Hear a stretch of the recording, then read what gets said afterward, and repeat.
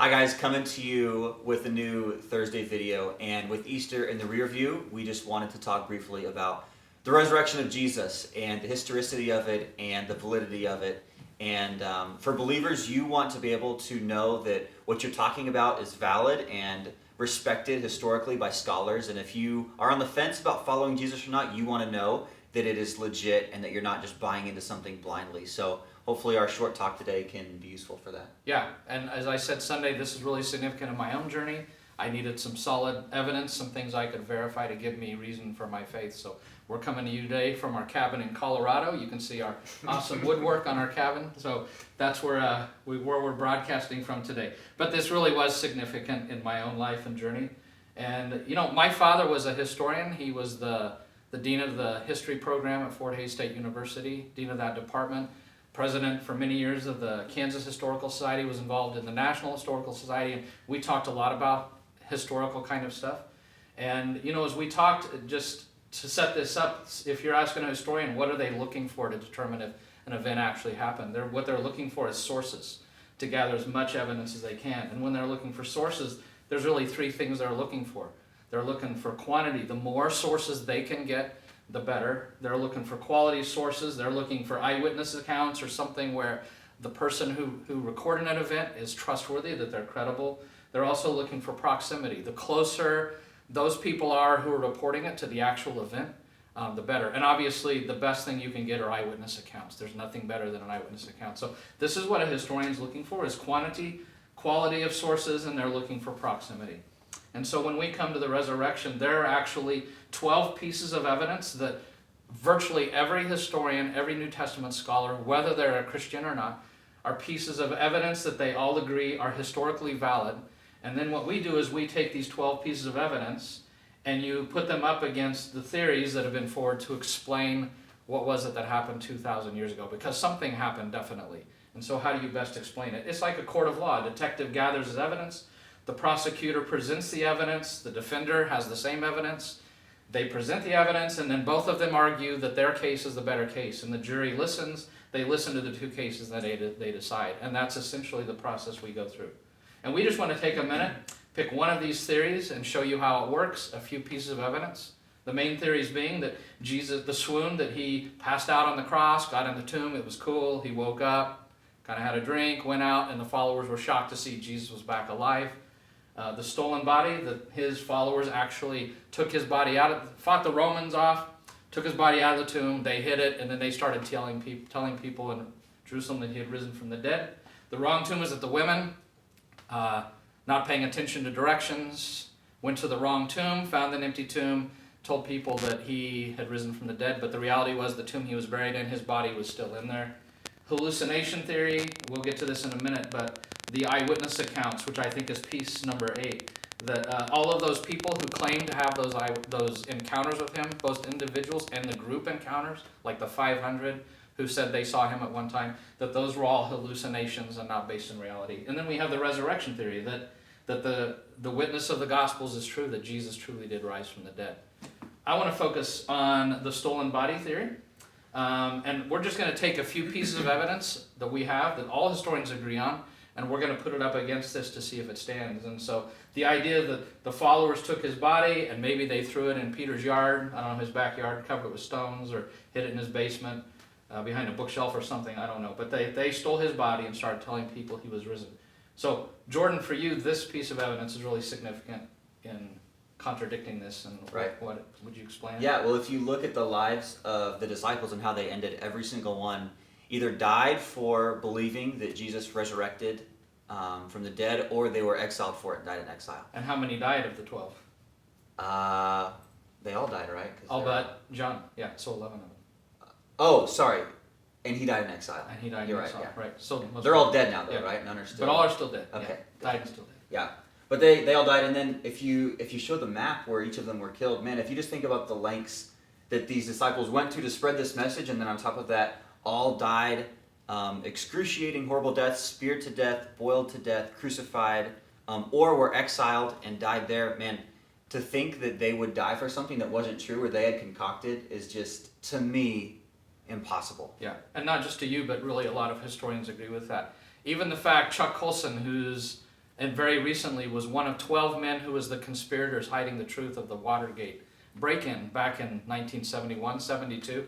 There were 12 men who were hiding the truth of that, and those 12 men couldn't keep their story for 8 days. Once prosecutors started threatening one of them time in prison, immediately he broke and he said, "Hey guys, it was all a conspiracy." And once he broke, all of the rest broke, because you can't get 8 men in the same location, or 12, that was 12, to agree on something when their lives at stake. And those guys, it was just prison time. Again, these men all died, his followers, they gave their life far, far apart. So when Thomas was killed in India, none of these other guys were around for him to be trying to protect them. They all died independently, still claiming that they had seen the resurrected Jesus. So that's pretty powerful. Yeah. For me, eyewitness, the evidence piece number 6, which is the fact that we have multiple eyewitnesses who reported, who said that they encountered the risen Jesus. Individuals, but also groups. And what I find fascinating, and a lot of people, is the first group, the first people to see him, the first eyewitnesses were actually women. And this is really significant because in Jewish culture and in Greco-Roman culture, a woman could not be a witness in any event of significance. They couldn't be in a trial. They were not considered trustworthy. And the fact that these women, in all of the accounts, were the first witnesses, everybody agrees that if they had hidden his body in Peter's backyard under a pile of rocks, and they said, "Hey, let's make up a story and agree on it that we're going to tell," they would not have included women as the first witnesses, because they would not have been trusted at all. And even, to me, more significant, the first person that Jesus actually spoke to would have been one of these women. It was Mary Magdalene, who was a woman of ill repute. So there's no way that they would have used her as their first and primary witness of the resurrection. Yeah, absolutely. So pretty powerful. I think one more thing we want to throw out, if you remember the 3 things that historians are looking for in their sources. They want quantity, the more the better. They want quality, people that are credible, sources that are credible, and they want proximity. This one is really important, because if you've got an eyewitness who's reporting something, that's a lot more trustworthy than if somebody 4 generations later says, "I heard from my grandpa, I heard from my grandpa, I heard from my grandpa." So that's really significant. So Jordan, dive into that one. Yeah. So what's really cool is the historical accounts we have of the resurrection are actually a lot more plausible, believable, and valid than many other historical records that we have. For instance, we were talking about how the first written account of the life of Alexander the Great was written down about 300 years after he died, right? And yet it is accepted as fact. No one questions how powerful he was or who he was or that he existed. But the evidence for that is so much shakier than it is for the resurrection. It's like if in 50 or 100 years somebody tried to write the very first biographical account of George Washington. There would be no way to ensure that what you're writing down is correct. But that's what we have for Alexander, and yet it's more accepted a lot of times without, if you just look at a surface level, than the resurrection. The sources that we have on this are so much better. Just a few that we've named: Mark at about 40 years, John at about 60 years, and then there's a creed in 1 Corinthians 15 that was written just a year to 3 years after, all claiming that Jesus rose from the dead. Goes back to the very earliest days. So with Alexander, you're talking 8 generations separated from the first recorded account of his life, with all of the Gospels, with this 1 Corinthians 15 creed, all of this. This is reported at the time that the eyewitnesses are all still living in a very hostile territory where anybody could have taken that story down if it wasn't true. And so the proximity of this is amazing. Almost all ancient historical documents we have, you've got a 200 to 400 years from the first written source to the life of the individual. But with the resurrection of Jesus, these are all written by people who were there in the times of eyewitnesses so that it could be fully tested. And these sources, it's not just like Garen thinks they're good sources. I mean, people who don't believe in the deity of Jesus are saying these are solid sources. Something absolutely happened there. Yeah, and that's crucial what he just said. That this is agreed upon by all New Testament scholars, by the early other historians of this period, that these documents were all written within the time that people were still living here. Right. So totally trustworthy. So then what you do with this is you take all of this evidence, you test each theory, and you ask the question, which theory can best explain the evidence? And the reality is that all of these theories on 6 or 7 key pieces of evidence cannot explain what's accepted by all historians as solid evidence. The only theory that explains them all is the fact that Jesus did rise from the dead.